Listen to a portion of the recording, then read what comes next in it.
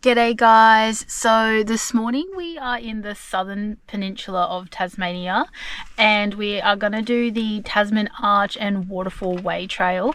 The whole trail is about an hour and a half and I don't actually know how many kilometers it is, so I'll look that up and let you guys know.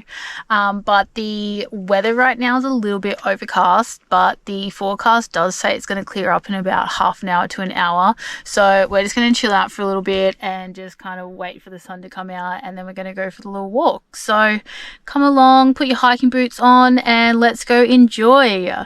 As soon as you walk out from the car park, you are greeted with a lookout of the Tasman Arch. It really is beautiful, watching the sea waves crash up onto the rocks.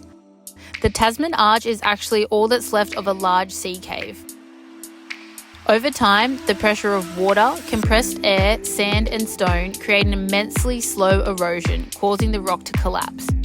Over time, the arch will continue to erode every day.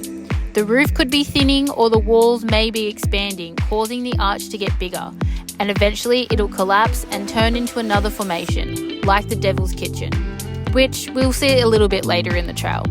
The trail itself starts to the left of the archway and is very easy to follow. It is well maintained and is very family friendly and makes the whole walk really enjoyable. The first lookout is stunning. You can see cliffs and mountains all the way down the peninsula. You can also make out the entrance to the new caves forming near the Tasman Arch.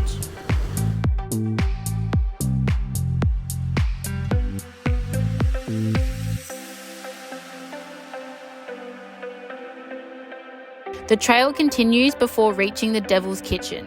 Again, this was another sea cave but has no roof at all.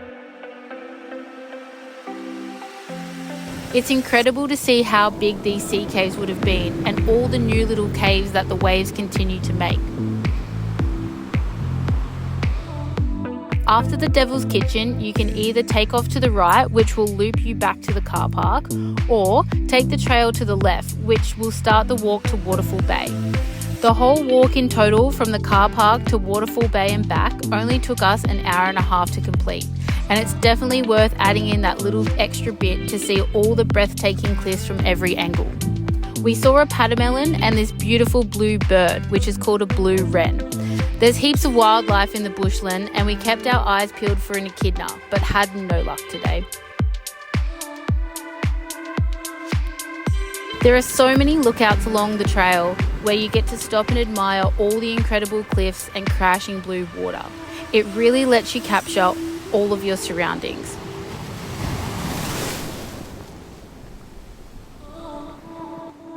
Parts of the forest appeared a bit burnt and charcoal, so we did a little bit of research and found out that in 2013 there was a catastrophic bushfire along some of the east coast towns along the Tasman Peninsula, which was sad to see, but it's nice to know that the environment has started to rebuild itself and the wildlife have returned to the area.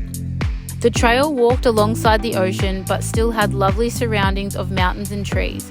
We loved every second of the trail.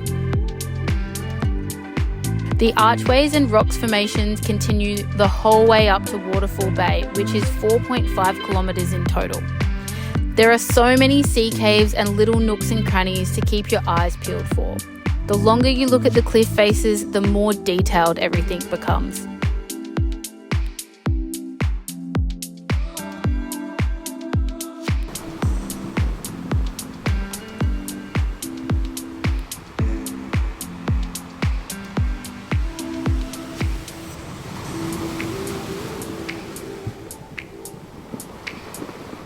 We made it to Waterfall Bay and sadly we had no waterfall there today, but you could still see the darkened rock of where the water would usually flow. Still, the views were mesmerising and the mountain was just as beautiful, so it definitely still made up for it.